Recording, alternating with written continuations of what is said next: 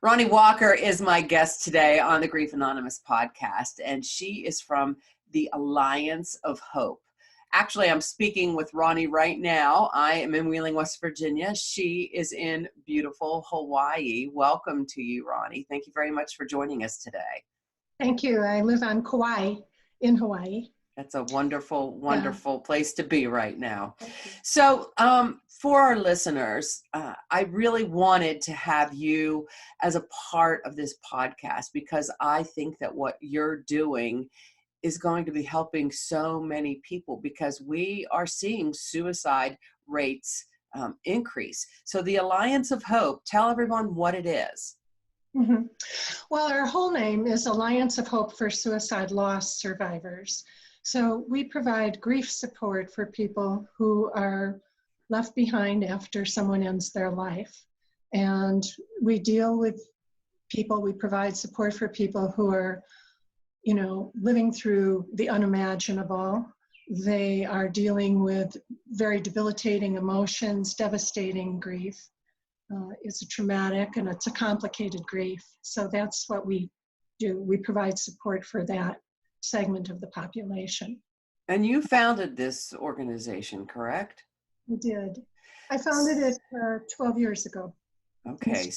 Well, maybe a little more. Okay. Yeah. So do you mind sharing your story with us? Oh, no.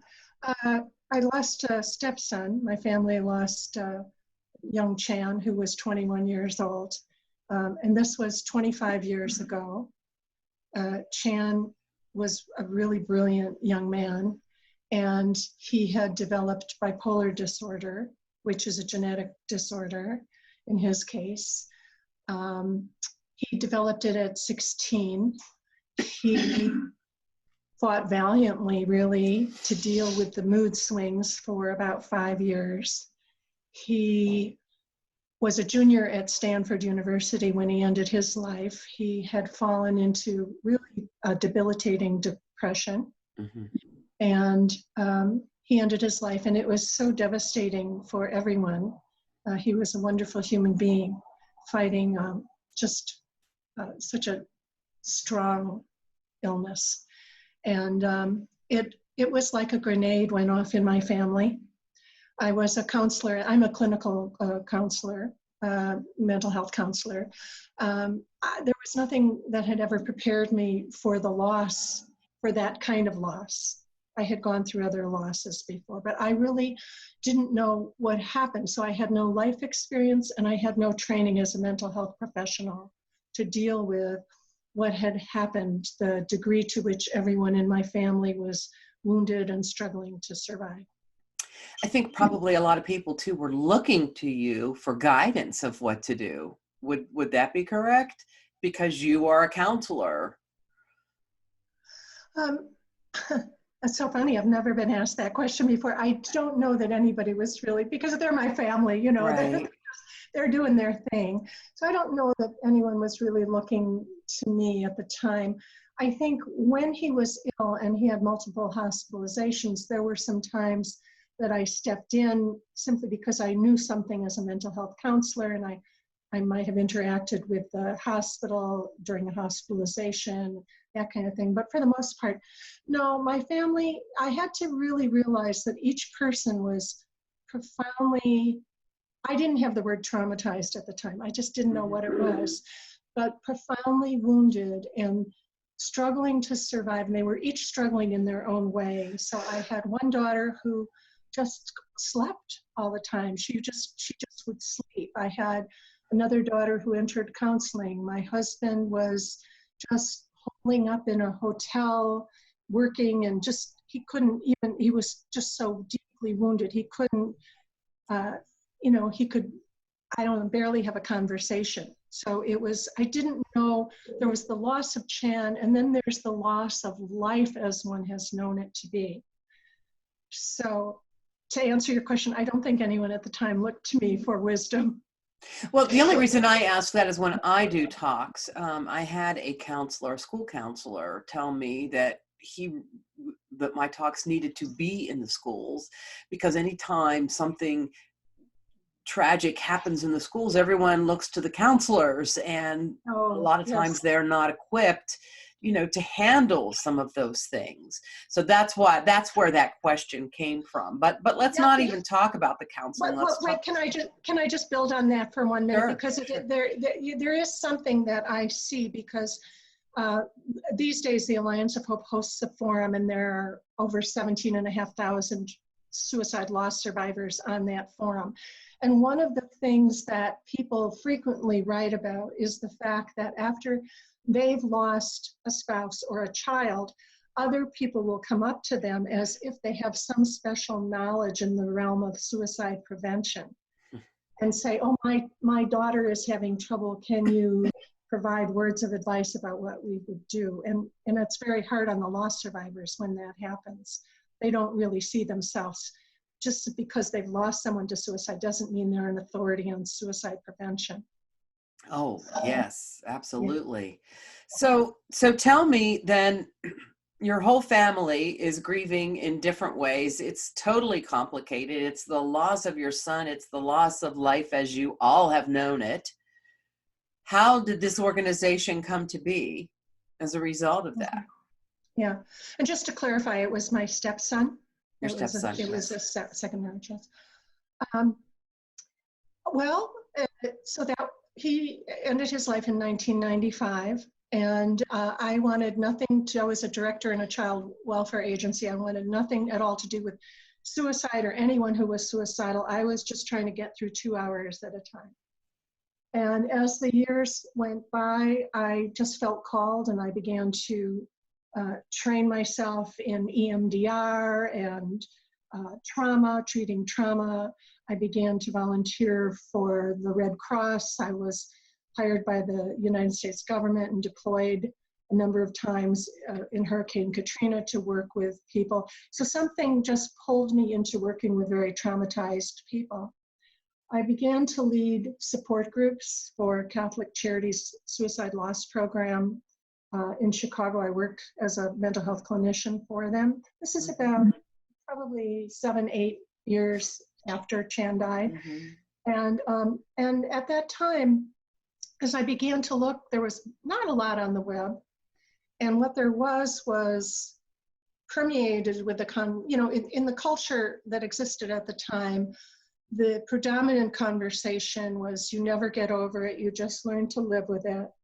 You've joined the club that no one wants to belong to.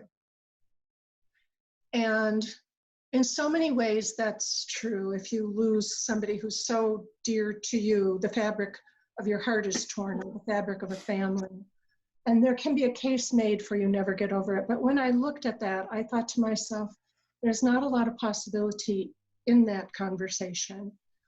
Why not generate something else and shift that to forever altered, able to survive, and even eventually go beyond just surviving, to have happy, meaningful, and contributory lives. And so I don't really know what happened. It felt like the universe just tapped me on the shoulder. I sat down, I created a website, and that conversation of being forever altered and having hope, along with a lot of information, was woven into that first website, whether it was visually through the photographs that we were using, or through the copy on the website. And I added a community forum, and I didn't know if anyone would come. When it was launched 12 years ago, I think I launched it on February 14th, which was just coincidental at the time. I don't think I even realized it. When I launched it, I didn't really know if anyone would come. We were number 10,000 in a Google search. And I think the first person may have been from Australia, and then somebody from New Zealand, and some Canada and United States. So someone would join every few days. These days we have 10 new loss survivors joining our forum every day. And the statistics are very big. We get hundreds and hundreds of messages every year from people who call that forum their lifeline, or say that it saved their life. We actually did a controlled content analysis studying the words that people used when they left reviews, and they spontaneously said that it was their lifeline.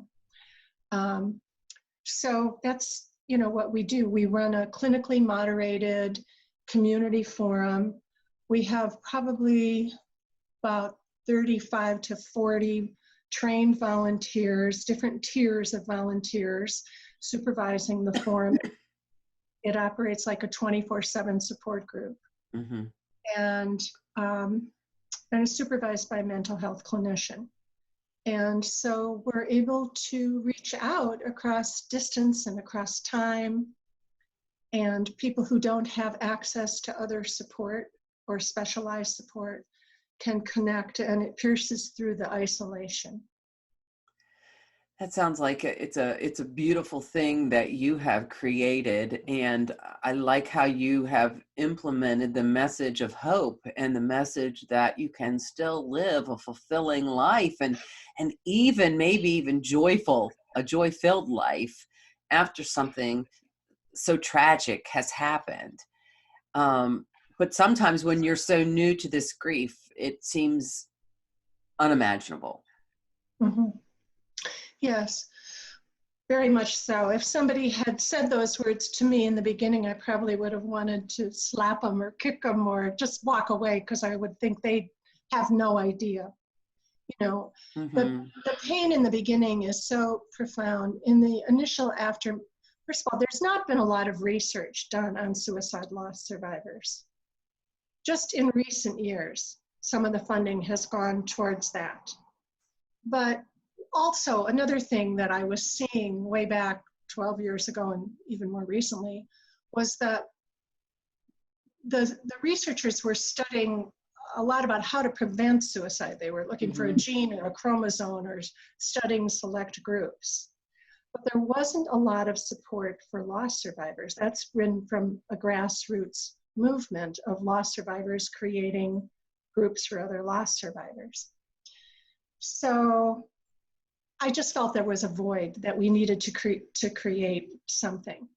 One of the things that surprised me after I launched the forum were the number of people who were suicide loss survivors who had just lost a son or a 15-year-old daughter or their husband, or there were people who came on who said, my husband just shot himself in front of me. There was one woman who said that while she was holding her baby.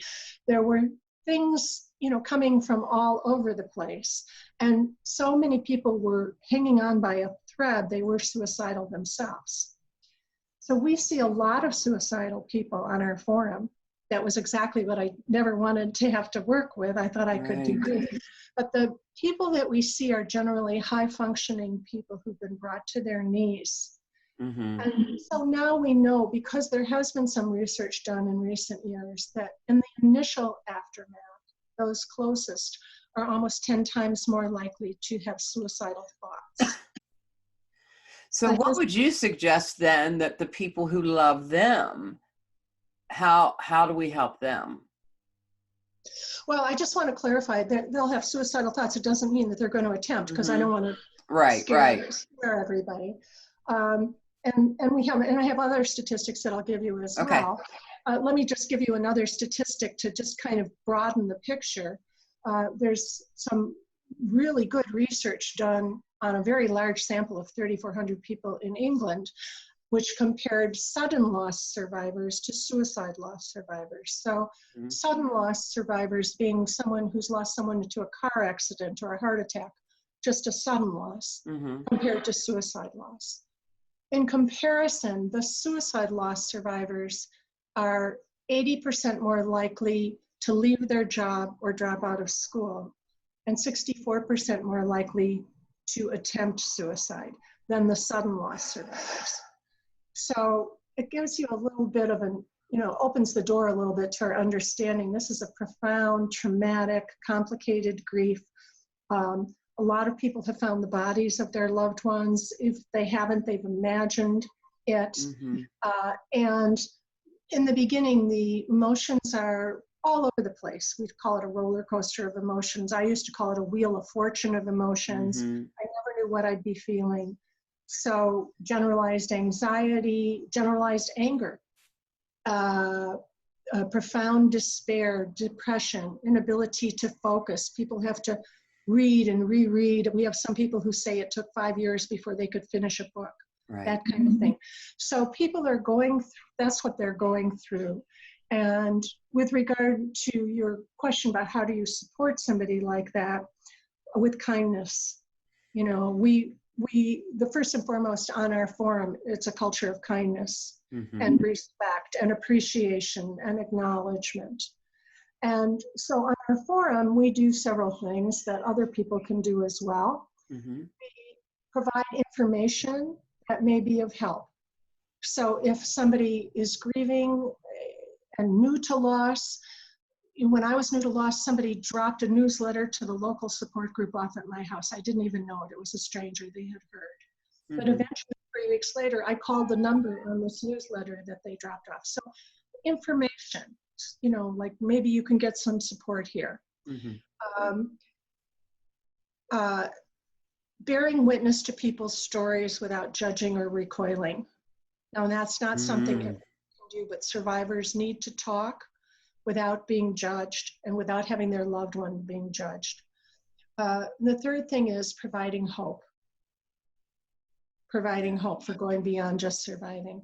But I think for the average person who has a friend or a neighbor who has lost someone to suicide, simply being there, dropping off a batch of brownies, sending a card every month for a year or 2 years, calling them up and saying, hi, how are you doing? And then they say whatever they say, and you talk about whatever they want to talk about. And if they don't want to talk, then that's fine too. But call them again and just say, hi, I'm thinking about you, or send you a card. Absolutely. I think that is great advice. It's what I wrote about in my book is just show up and support in the best way that you can. But I like how you said, you know, without judgment, but without recoiling, because sometimes we say, I don't want to make them cry, but we don't want to, you're not making them cry, first of all. And the second thing is that it's making you uncomfortable, not the person crying. And that, you know, but there's sometimes a stigma that's attached to suicide. And so I would imagine that there, especially those who are survivors of someone they lost from suicide, a lot of people back out of their lives because they're afraid. They're so afraid to even approach this subject, approach this kind of grief, even talk about it, you know, or let them talk about it. Would you find that to be accurate? Yes. I recall a support group where one woman came whose husband was prominent in their small suburb, and she said that she could clear a grocery aisle faster than you could imagine. And people would see her coming and they would go to another aisle because they didn't know what to say. So sometimes it does happen, yes. And that's just so incredibly sad. So do you have any other statistics that you would like to share with us? Yeah, can I just back up a little bit on what you just brought up? Sure. I think for the most part, people are extremely kind and caring, and there's a sense of, I don't know what to say to somebody. And I recall a suburb where a police chief's son ended his life with his father's gun. He was about 15 or 16, and everyone knew him in the community, the community employees. They'd watched him grow up. And I was doing a crisis debriefing for the community employees, and a couple people raised their hands and said, well, I see the chief every morning. We drive up around the same time. We cross the parking lot, but I don't know what to say to him because I don't want to say anything. This was about a week or two after his son died. I don't want to remind him that his son died. So you don't have to, he knows. Right. And so it's that concern, you know, so many times people are concerned and they care. So I think just letting people know you care, even if there's nothing more you can say than I'm just so sorry. I think about you all the time. I'm sending prayers. If you say that rather than say nothing. Yeah. So I just want to revisit that. Right. Thank you. Just even a look, of a connection. I remember one time after my son died, and I had ventured out of the house, and I just went down to a local pizza shop. But this pizza shop that I went to is very crowded. You have to wait for your number to be called. And I just remember the owner taking the box of pizza, looking at me, giving me a wink as, sort of as, I understand, I'm so sorry. And he just handed me the pizza and told me to just take it. You know what I mean? He didn't really say anything, but I knew what he was saying volumes. He was saying volumes. Mm-hmm. Sometimes you don't have to say anything to speak volumes. Yeah, it means the world. I think we need each other to heal. It brings tears to my eyes to hear that, because I recall another story vividly that happened 25 years ago. Mm-hmm. I came home from work in the dark November. I was getting more and more depressed. Everything was out. It seemed like it was out of control. My stepson had died in August, and it was already November and cold, getting cold in the Chicago area. And I came in the back door, and there was a tinfoil pan on the porch, a little card, and I brought it in. And it was a neighbor at the very end of my street. And she said, I was out of town when Chan's funeral was held. I didn't get to say anything to you. I think of you all the time. I baked these for you. Aww. So I can remember coming up I remember it like sometimes the way you recorded trauma. I remember that gift of love. Right. Yes. Yeah. Isn't that amazing? Mm-hmm. That it's something so simple, something that maybe someone thinks is insignificant, and it's something that sticks with that person for a lifetime. Mm-hmm. It doesn't have, it doesn't have to be something that's extravagant. So you were recently recognized with the Lost Survivor Award. Congratulations to you. Tell me a little bit about that. Oh, well, I received a call a couple of weeks ago from the American Association of Suicidology that I had received the Survivor of the Year award. I don't know what more to say about it. Well, congratulations. I just think that's a wonderful honor.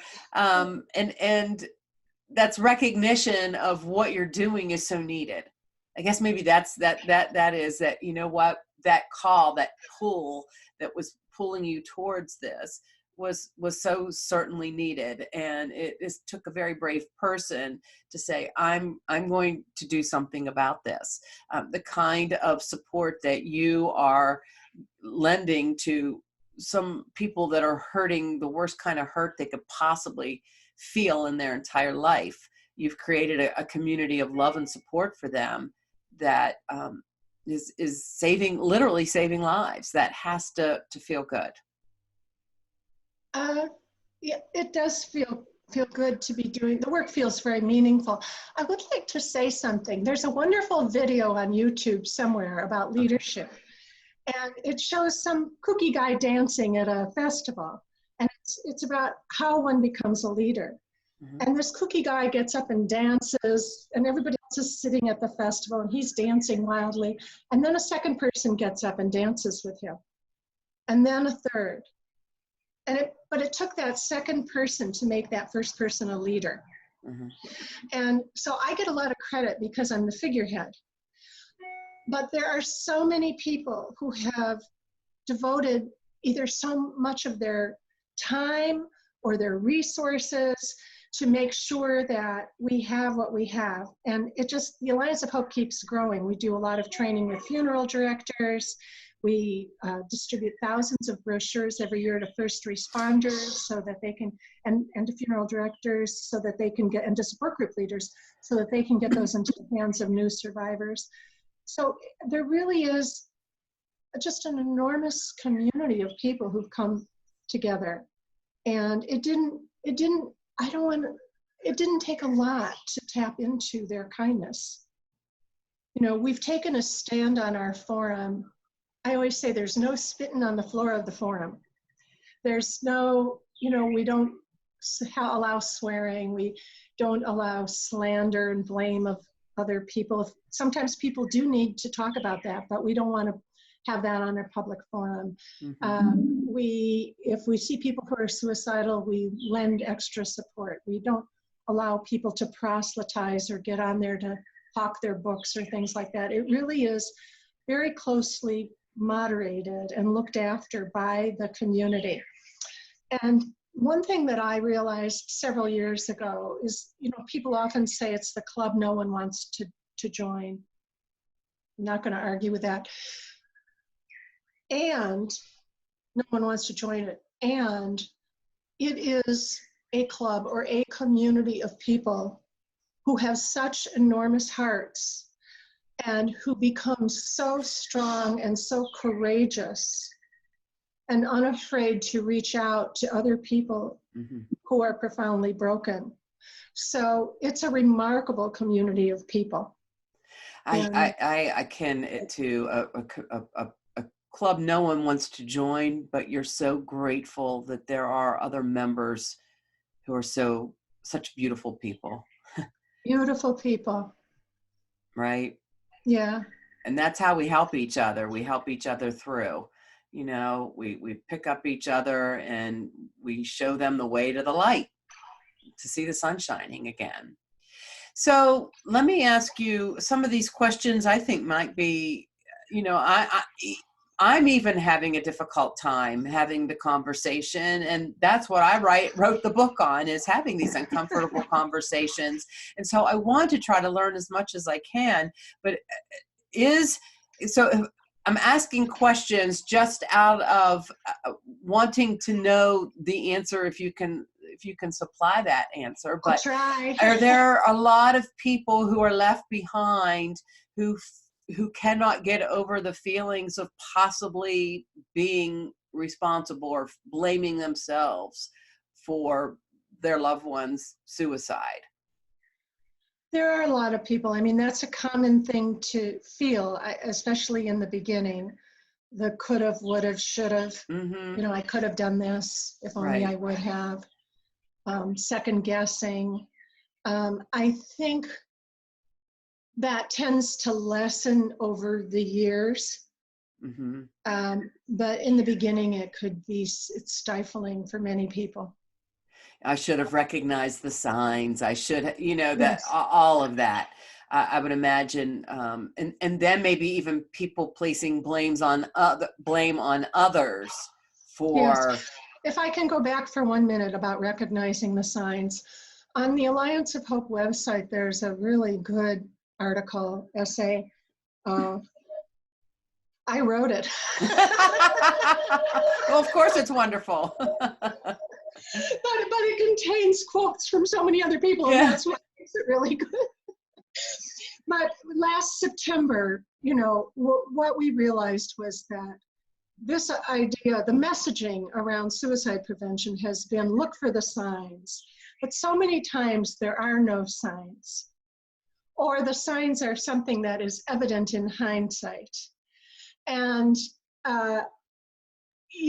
or people saw signs and they tried to do everything they could, but it didn't make a difference. So one of the raw places for suicide loss survivors is this whole messaging of signs. And what we began to realize was how upsetting it is for many, many people, especially during September Suicide Prevention Month, to see, look for the signs, suicide is preventable, suicide is 100% preventable. Here are the signs. And in this essay, you'll see the quotes from many survivors. We changed our messaging, and it went viral to, I think, over 800,000 people on Facebook. We changed our messaging to suicide is complicated, to really acknowledge the experience that suicide loss survivors have had, that it wasn't just a question of they're missing the signs. There actually are articles written that say suicide is preventable. There are signs all over the place on websites, and a few years ago, there were a lot of signs that it was 100% preventable. I've seen psychiatrists come on representing that as well. So I think it's important to be clear about the messaging. USA Today also had a really interesting article last week or the week before, and you can find a link to that on our blog as well, in which the author talked about the lack of training of mental health professionals So we're told if someone is suicidal, get them to a mental health professional. But there really isn't anything in the customary graduate school training of mental health professionals on the suicide loss experience, also on what to do when somebody is suicidal.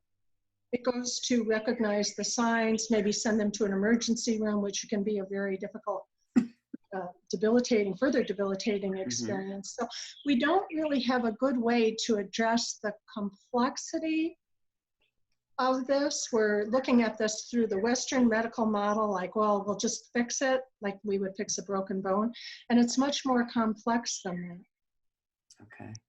So my next question that's kind of uncomfortable to ask, because there's always seems to be a curiosity as to, you know, how it happened, A, and B, did they leave a note? Did they tell you why? I would imagine there are a lot of people that don't have the answers to that. How difficult is it for those people that don't have any idea of why this happened? There was no note left behind. Well, even when there's a note, it isn't always rational. Mm-hmm. And the truth is, I think that suicide doesn't happen for one reason.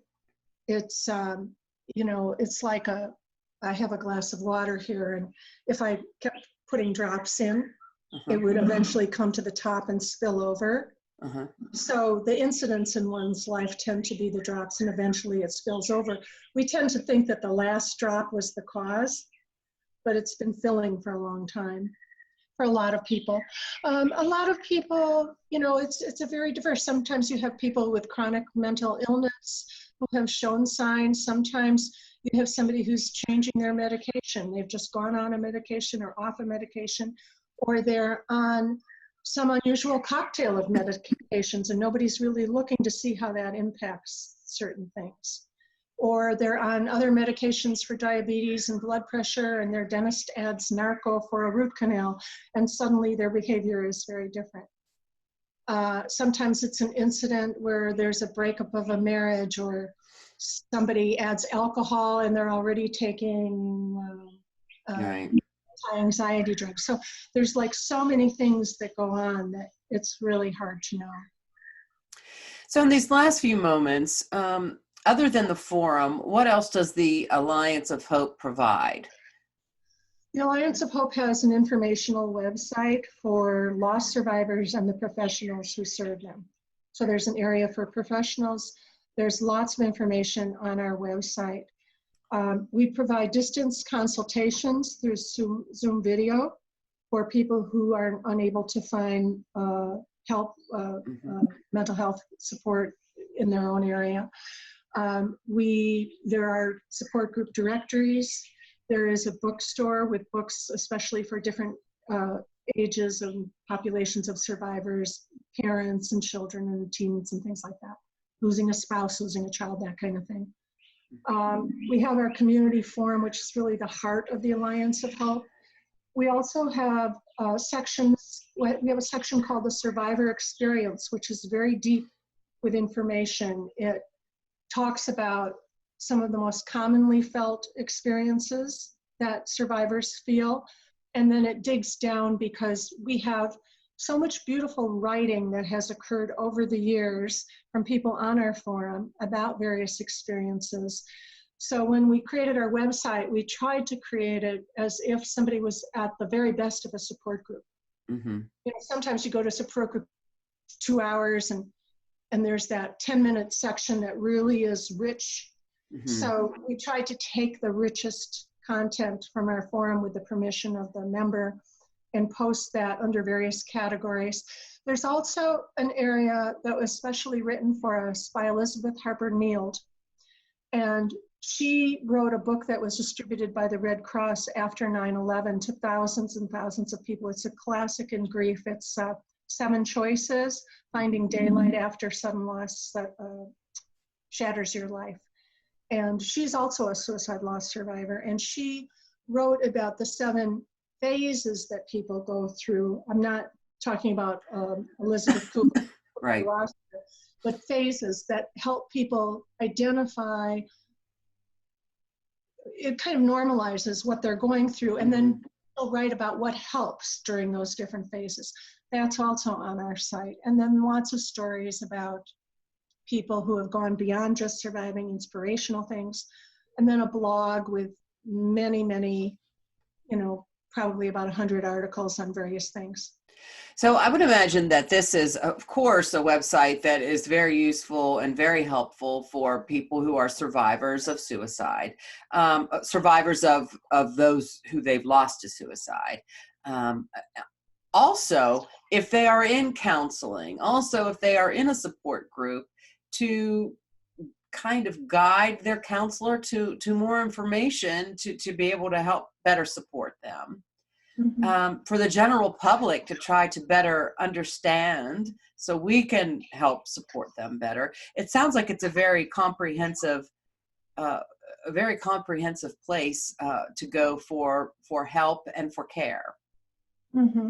Yeah, and we're always building it. I bet our web developer told us, we were, until about a year and a half ago, we had the original website that I created from my kitchen island, which wasn't even mobile friendly. And so we were very lucky to have a grant from the Funeral Service Foundation to build a new mobile friendly website. So we launched that about a year and a half ago, and I was told a couple months ago that over 1,200 or other organizations link to our site now. So we have lots of funeral homes and support group leaders. I don't even know, but a lot of people. Yeah, it's a good resource, very good resource. The internet has changed so much for all of us, where we can just tap in. And I think the forum, there are lots of people who never join, but they read the forum. And one of the things that people write all the time is, thank you so much. I don't feel so isolated. And because we have survivors who are much further out in the grief journey, years out, our moderators are 5, 10, 15 years out, they have, what do I want to say? They can say to a new loss survivor, I've been there, I've been where you are, I promise you this pain will diminish, you'll take ground inch by inch. But I got through it, you can get through it. We're here, you're not alone. That's what you need to hear. They have validity in the listening of the person who's just lost somebody.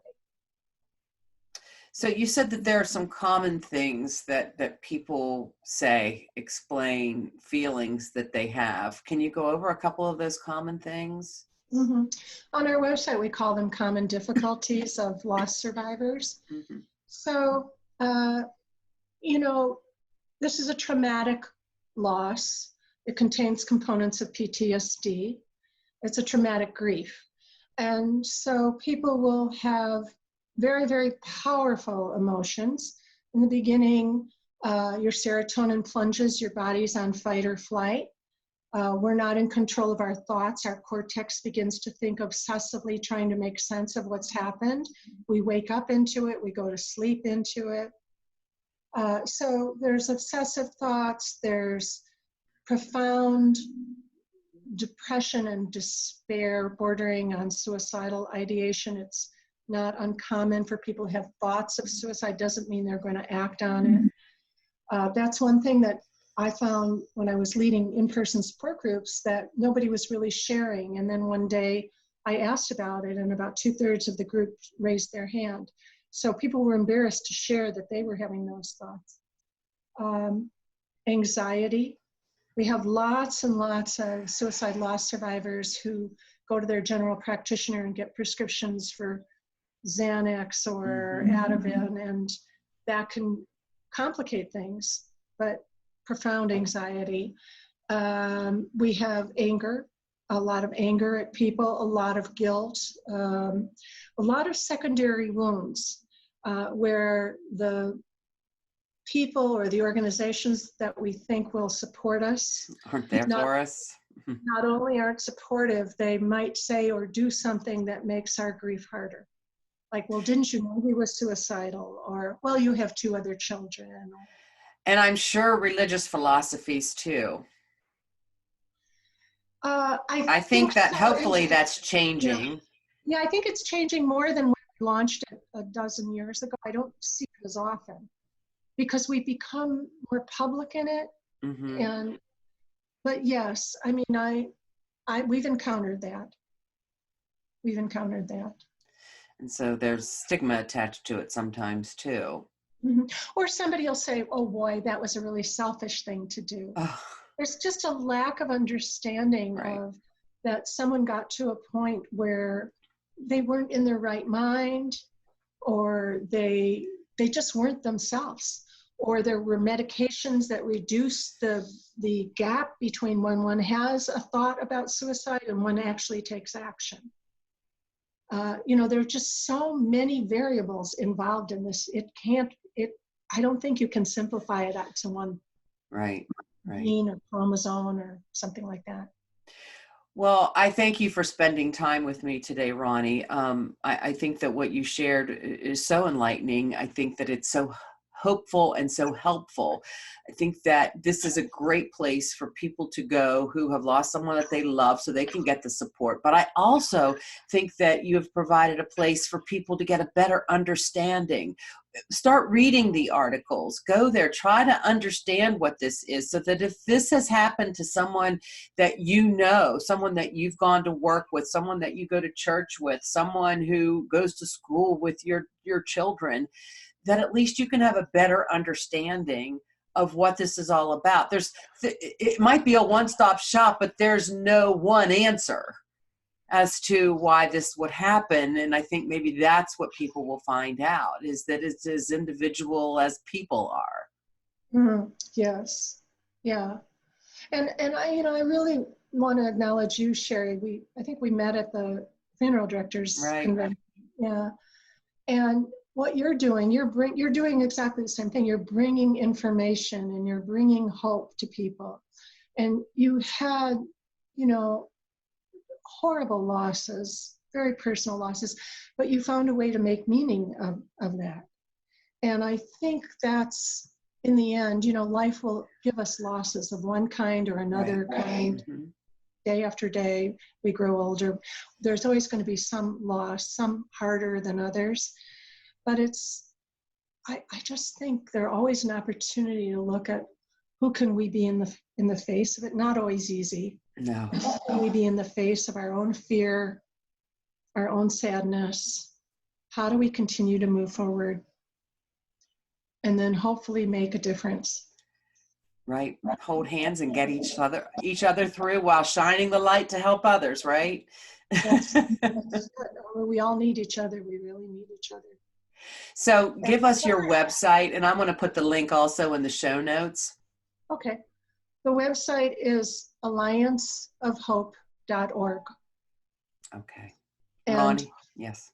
allianceofhope.org. And that's the homepage of our website. Our forum is actually accessible from the website. You'll see, go to the forum up in the top corner of the website. It's a beautiful website. I did get to go on it, and it's very easy to follow, and it's just so easy to find the help that you need. So thank you very much for spending time with us today. It has been a joy and an honor to speak with you, and I love the work that you're doing, and the award that you're being presented with is so well deserved. Congratulations to you, and thank you again, Ronnie. Appreciate it. Thank you. Bye, Sherrie. It was nice talking to you. Bye-bye.